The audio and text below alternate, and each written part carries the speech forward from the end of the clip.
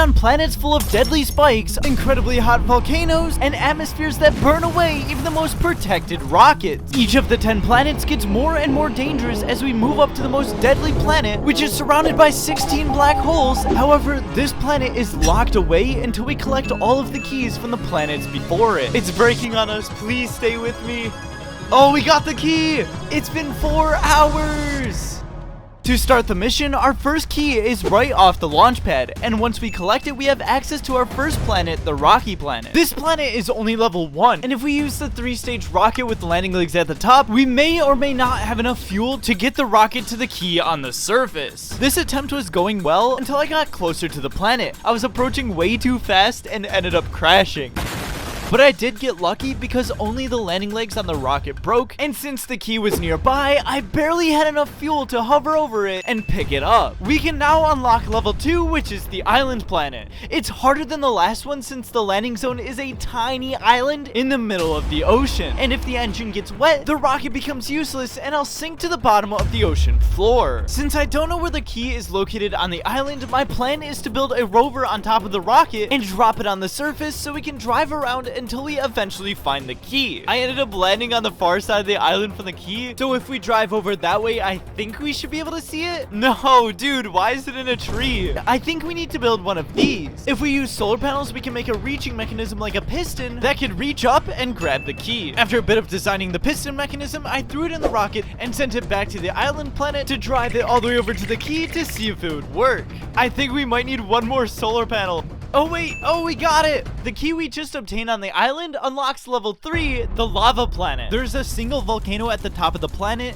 and the key is directly over lava that will burn us if we touch it. So not only do we have to land on this teeny tiny little spot on the top of the planet, but we also need to land an entire bridge there to grab the key. And luckily for me, I'm really good at making mechanisms like this one, which sticks into the ground, allowing us to navigate over lava without us falling in. And after about 2 hours of messing around, I came up with a design that uses a bunch of these snapping segments, and every time we activate the docking port, it unravels a segment out to the side, and if we keep doing it, can easily span 300 meters, which I hope is enough to grab the key. And now I just have to build a rocket to get the contraption safely to the planet. Guys, this rocket took 2.5 hours to make just to get to the planet with a little bit of fuel left, and that tiny bit of fuel was used to line the anchor properly. Okay, so I have everything in position, and all we gotta do now is unravel the bridge.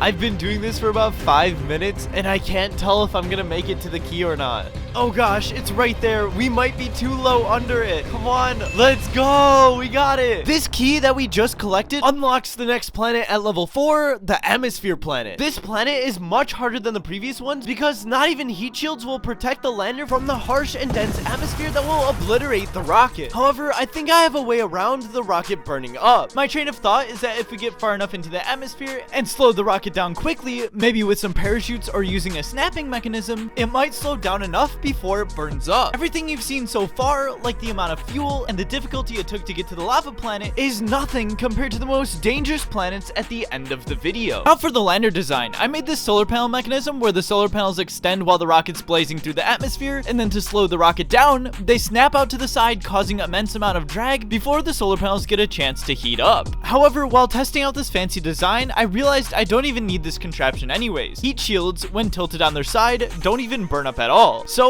we can enter the atmosphere and not receive any heating. With that being said, I launched my new design to the refuel station, refueled the rocket, and headed over to claim the next key. Almost everything about this mission went smoothly. The launch, the refueling, getting to the planet, going into the atmosphere, which was so dense that I didn't even need a parachute to land, but the issue was, I landed 4 kilometers away from the key. I guess it's not really a problem. All I gotta do is... gotta go fast, boy! And after a bit of driving, we can finally collect the key for the next planet. This key unlocks level 5 containing the Spiky planet. Not only will rovers clearly not work on this planet, but the key is located between some of the tallest spikes, which will stop the rocket in its tracks. However, I think if we make a maneuverable drone, it might be a little bit easier to grab the key between the spikes. After throwing together my maneuverable drone idea, I launched it up to the station to get refueled and headed over to the Spiky planet to see if maneuvering around the spikes would be the easiest way to get the key. key. I had an easy time getting to the planet, however, I had a bunch of trouble slowing down just enough to thread the needle between the two spikes. Slowing down too soon caused us to fall short of the opening, and slowing down too late, well, after quite some time, I was finally able to thread the needle, and after a bit more time struggling, I also managed to wedge the drone between the spikes enough to get the key. We are moving ever closer to landing on the hardest planet in Spaceflight Simulator, and this key puts us at level 6, which is the dark planet. And although it appears a deep red, the atmosphere and surface are completely black. Yep, I will not be able to see where I'm landing. Although I can't see the surface at all, I think I can still land pretty easily, and I'll show you why in a second. I launched the rocket, did the typical refuel at the station, and headed over to the dark planet. You see, the reason why I don't think this is too hard is because I'm really good at landing things solely in the map view, and that's exactly what I did. I landed the rocket a few meters away from the key, drove over, and picked it up.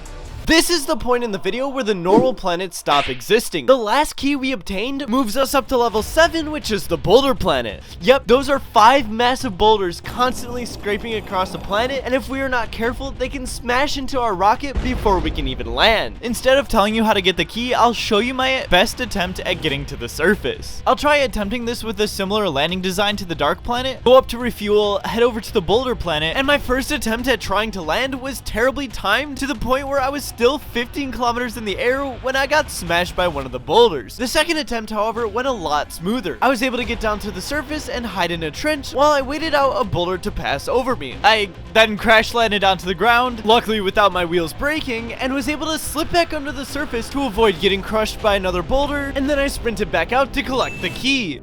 We are finally on the top 3 hardest planets in the video, and the key we just collected brings us up to level 8, which is the ringed planet. You thought 5 boulders was chaotic? Try 69 asteroids. Yeah, I have to dodge all of them and land just to obtain the second to last key. I initially went over to the planet using the same rocket from the previous ones, but that was a major mistake, and I'll show you the moment I found this out. We're encountering one of the asteroids. No big deal, right? 3,000 velocity. We go into the asteroid, come back out of the asteroid, 4,000 velocity. Go into the next asteroid, come out of the next one, 5,000 velocity. There is no shot I'm gonna be slowing down from 5,000 meters per second right above the surface to be able to land on the planet. I told you these planets were gonna get very difficult. So I had to go back and make a better rocket, and that's when I came up with this monstrosity. My thought process is that we could just slow down enough with the large Titan engines at the front, and then we can use the pole to jam into the planet and kill the velocity. I will then separate the rover from the pole and drive all the way over to collect the key. It seems so simple, right? I've sat at my computer for 45 minutes waiting for this trajectory to go all the way up to the planet. This issue is because all the Titan engines and fuel tanks in the front are adding so much mass to the rocket. So I decided to detach those and just hope that the pole itself will be able to bleed 800 meters per second of speed instantly. So we finally got to the planet, and I ran into another issue. I can't tell where I'm going to land because all of the asteroids are obstructing the trajectory line. So I'm just going to have to guess right here, time warp through this mess, and land 4 kilometers away from the key again. This is how fast I'm driving in real time. It's gonna take like 30 minutes. And after what felt like an incredibly long time of driving, we eventually made it and collected the key. This key unlocks level 9, the gravity planet. However, the gravity on this planet is 11 times that of Earth and crushes anyone who tries to land on it. My first idea is that we should make something like the rod from earlier, but on all 4 sides, so that we could just throw the lander onto the surface, and however it lands, it should always be protected. My first attempt was just to see if the planet actually had an atmosphere, which luckily it didn't. And I also got to witness how the Spiky design was protecting my lander. However, there is an issue that arises when I detach the lander from the rods because it spontaneously combusts, like every single time. And this isn't sped up or time warped, the gravity is just crushing it almost instantly. And the worst part, the key is just right there. Bruh. So I concluded that we aren't able to keep the lander intact while also removing the giant struts, which means we basically have to smash the lander repeatedly into the ground until this finally happened. We're just gonna have to get it like this. Please, oh my god. Please work. It's breaking on us. Wait, we might do it. Oh, we got the key. Let's go. This key finally unlocks the most dangerous planet in the entire video. It is a combination of all of the planets before it. It's spiky, it has a thick atmosphere, a high gravity, a bunch of asteroids, and 16 black holes, and it looks freaking epic. But how am I going to land on it? I tried using the rockets that I used from the other planets, but they either burn up from the atmosphere or the spikes end up destroying them.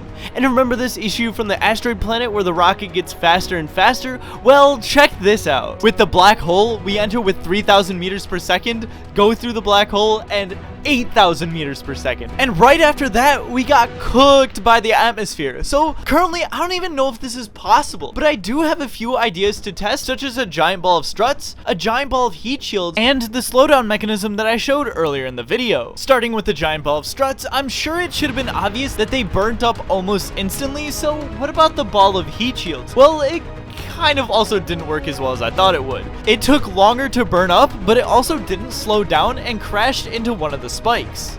And this leaves us with one lander remaining, the solar panel contraption thing with the heat shields that don't burn. And this worked decently well. I was able to avoid the black holes and the asteroids on the way to the planet, and I finally got a decent trajectory into this part of the planet, which had this area lacking the deadly spikes. I entered the atmosphere a couple times, waited a few seconds, and deployed the drag thing to slow the lander down to a safe speed to glide to the surface. And this works so well, in fact, that I'm able to adjust my speed from 20 meters per second all the way to 160 meters per second just by tilting the craft. And by the time I made it to the surface, the atmosphere was so dense that I landed the craft going a whole 2 meters a second. This means we finally landed on all 10 hardest planets in Spaceflight Simulator. Go get yourself a t-shirt from the link in the description. I hope you guys enjoyed. Subscribe.